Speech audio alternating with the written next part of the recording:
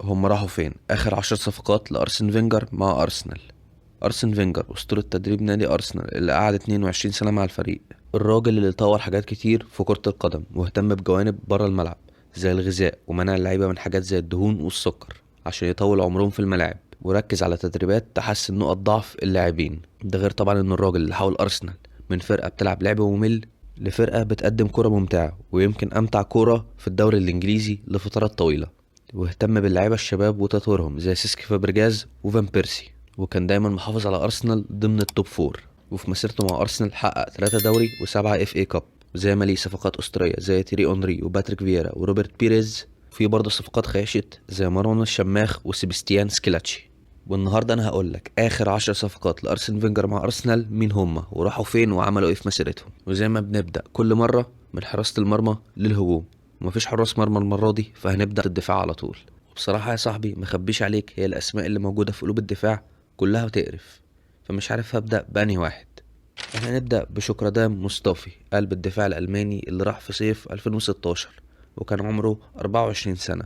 راح ب 41 مليون يورو بعد فتره كويسه مع فالنسيا، وكان رايح على اساس ان هو يكون ابجريد وتحسن في مركز قلب الدفاع. بس للاسف كان كارثه ولعيب بيعمل اخطاء كتير، وقعد مع ارسنال 4 مواسم ونص، لعب فيهم 151 ماتش في كل البطولات، كسب فيهم 2 اف اي كاب، وطلع على شالكة في شتاء 2021 ولعب معاهم 13 ماتش في الدوري، ويهبط معاهم في نفس الموسم ويتم فسخ عقده في نهاية الموسم، وبعد كده يطلع على ليفانتي في صيف 2021 عشان يهبط معاهم برضه في موسم 2021 2022 ويقعد معاهم موسم 2022 2023 في الدرجة التانية قبل ما يتم فسخ عقده برضه في الصيف اللي فات، وهو بلا نادي حاليا، ولعب مع ليفانتي في موسمين 15 ماتش. ونكمل في قلوب الدفاع بكونستانتينيوس بافرابونوس، قلب الدفاع اليوناني اللي انضم من نادي جانينا اليوناني وكان عمره 19 سنة. انضم في شتاء 2018 ب 2 مليون يورو، وفضل مع أرسنال سنتين، لعب فيهم 8 ماتشات مع الفريق الأول و17 ماتش مع فريق الشباب، وطلع إعارتين في فترته في أرسنال. أول واحدة مع نورنبرج في ألمانيا في شتاء 2020 لعب معاهم 12 ماتش، وبعدها إعارة لشتوتجارت سنتين في صيف 2020 اللي انضم ليهم في صيف 2022 ب 3 مليون يورو ويقعد معاهم موسم كمان ويلعب في كل ده 89 ماتش. وانتقل لوست هام الصيف اللي فات ب20 مليون يورو ويلعب معاهم لحد دلوقتي 20 ماتش في كل البطولات. تالت لاعب هو روب هولدنج اللي انضم لأرسنال في صيف 2016 في عمر 20 سنة من نادي بولتون ب 3 مليون يورو. روب هولدنج قضى معظم مسيرته في أرسنال كلاعب بديل، بس أكتر موسم شارك فيه في ماتشات كان موسم 2020-2021 اللي شارك فيه في 40 ماتش في كل البطولات، وشارك عموما مع أرسنال في 162 ماتش وكسب معهم 2 اف اي كاب. وانتقل لكريستال بالاس الصيف اللي فات بمليون ومتين ألف يورو ويشارك معهم في مباراة واحدة بس. ونكمل في الدفاع بس نحوت شمال شوية ونروح لمركز الباك الشمال، واللاعب الرابع كولاسيناتش، اللاعب البوسني اللي انضم في صيف 2017 وكان عمره 24 سنة. راح في انتقال مجاني من شالكة، ويبدأ مع أرسنال بداية كويسة بإنه يسجل هدف التعادل في ماتش الدرع الخيرية ضد تشيلسي. هو كان لاعب كويس هجوميا بس دفاعيا كان تعبان، ووقته يقل في الملعب بعد التعاقد مع كيرن تيرني في صيف 2019، ويرجع شالكة إعارة في شتاء 2021 مع شكردان مصطفي ويهبط معاهم للدرجة التانية. وفي الإعارة دي يلعب 18 ماتش ويرجع في صيف 2021 ويقعد مع أرسنال لحد شتاء 2022، ولعب مع أرسنال في فترته كلها 118 ماتش، سجل فيهم 5 أهداف وعمل 15 أسيست، وخد معاهم اف اي كاب مرة، وأبرز حاجة عملها لما دافع عن أوزيل من هجوم مسلح من ملثمين حاولوا يسرقوا العربية. وينتقل في شتاء 2022 لمارسيليا ببلاش ويلعب معاهم 58 ماتش ويعمل أسيستين ويسجل 4 أهداف. ويروح أتلانتا في صيف 2023 ببلاش برضه ويلعب معاهم لحد دلوقتي 26 ماتش، يسجل هدف ويعمل أسيست. ونكمل في مركز الباك الشمال باللاعب رقم 5 ولاعب مش معروف، كوهن برامل اللي انضم في شتاء 2017 وكان عنده 21 سنة بعد ما راح اختبارات وفينجر انبهر بيه وطلب التعاقد معاه بسرعة، وانضم من نادي هيدنسفورد ب40 ألف يورو، وقعد مع أرسنال موسمين ونص ملعبش فيهم ولا ماتش بشكل احترافي، ولعب فيهم 21 ماتش مع فريق الشباب عمل فيهم 5 أسيستات. وطلع إعارة لبرمنجهام في صيف 2017 لعب معاهم 8 ماتشات.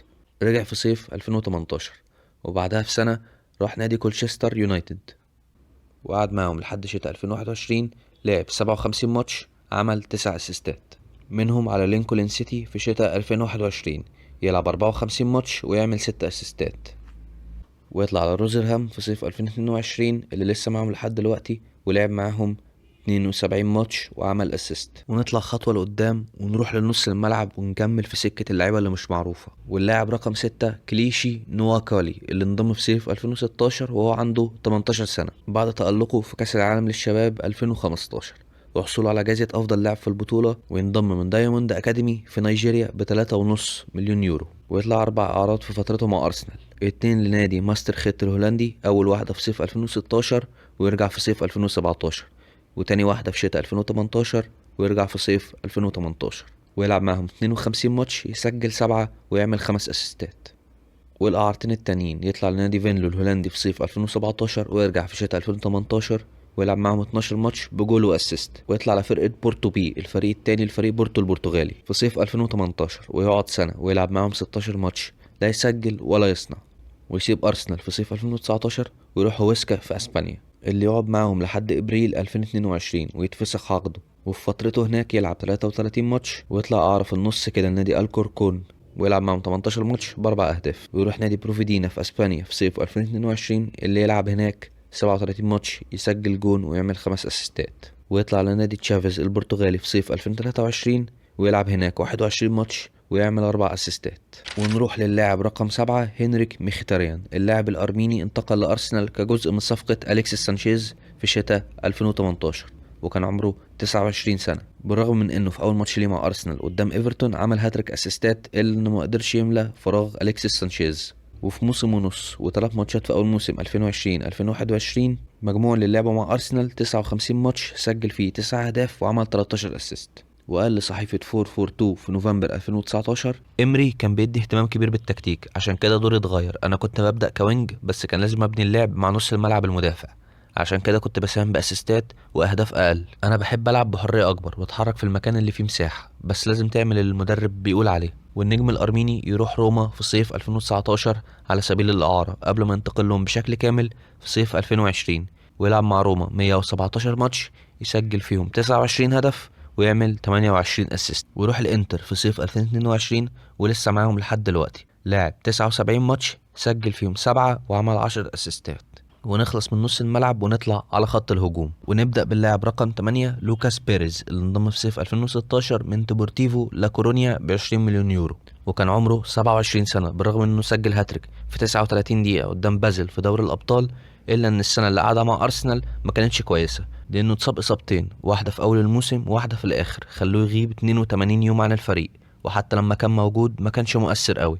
ولعب مع أرسنال 21 ماتش، سجل 7 وعمل 5 أسيستات. وطلع إعارة في صيف 2017 لديبورتيفو لا كورونيا ولعب معهم 37 ماتش، سجل 9 أهداف وعمل 8 أسيستات. ولما رجع انتقل لنادي ويست هام في صيف 2018 ب4 مليون و400 ألف يورو ولعب معهم 19 ماتش وسجل 6 أهداف. ويطلع على نادي ألافيش في صيف 2019 ب2 مليون يورو ويلعب معهم 62 ماتش، يسجل 15 ويصنع 9. ويطلع على إلتشي في صيف 2021 في انتقال مجاني ويلعب معهم 19 ماتش، يسجل 2 ويصنع 1. ويروح قادش في شتاء 2022 ويلعب معهم 31 ماتش، يسجل 8 ويصنع 2. وفي 31 ديسمبر 2022 بريز يعمل تضحية، يفسخ عقده مع قادش ويدفع 493 ألف يورو عشان ينضم الفريق اللي بيحبه ديبورتيفو لا كورونيا اللي هبط للدرجة الثالثة عشان يحاول يصعد بيهم. ويلعب معهم لحد دلوقتي 43 ماتش، يسجل 14 ويصنع 17. ونروح للاعب رقم 9 ألكسندر لاكازيت اللي انضم في صيف 2017 من نادي ليون ب53 مليون يورو وكان عمره 26 سنة. هو كان منضم على أساس إن هو الهداف اللي هينقل هجوم أرسنال في حتة تانية. هو يمكن ما عملش كده بس كان لاعب كويس وساعد أرسنال في تحقيق الإف إي كاب في سنة 2020 وخد جايزة لاعب الموسم في أرسنال موسم 2018-2019. لعب مع أرسنال في 5 مواسم 206 ماتش، سجل 71 هدف وعمل 36 أسيست.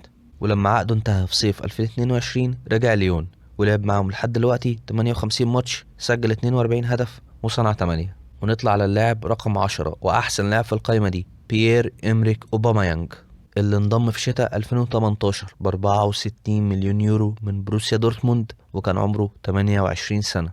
ومن أول موسم ليه وأثبت إن هو لاعب مهم لأرسنال، لعب 14 ماتش، سجل 10 وصنع 4 وسجل آخر هدف في مسيرة أرسن فينجر التدريبية. وفي أول موسم كامل ليه مع أرسنال يساعد أرسنال في الوصول لنهائي اليوروبا ليج وياخد جايزة الهداف في البريمير ليج.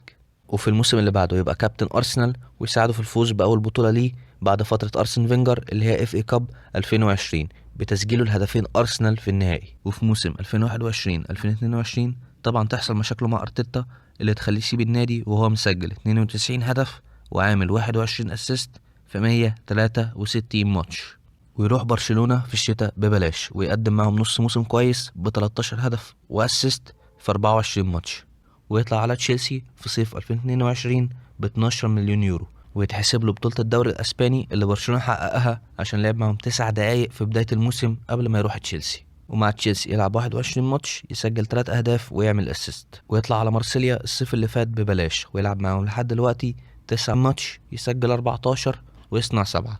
طب في السريع كده ايه رأيي في الصفقات دي؟ انا شايف ان صفقتين لاكازيت واوباميانج بالذات اوبا يغطوا على باقي القايمة ونفعوا ارسنال كتير. وزي ما قلنا اوبا حقق مع ارسنال الكاس وخد لقب الهداف عمل اللي عليه، ولاكازيت خد جايزة لاعب الموسم مع ارسنال، ومخيتاريان اتظلم من اوناي امري حاجة ارسن فينجر ملوش يد فيها، وكل زيناتش جه ببلاش فمش مشكلة، وشكرادان مصطفي يعتبر اللاعب اللي اذى ارسنال كتير وكلفهم مبلغ كبير، فدي تعتبر الصفقة الكارثية اللي موجودة في القايمة.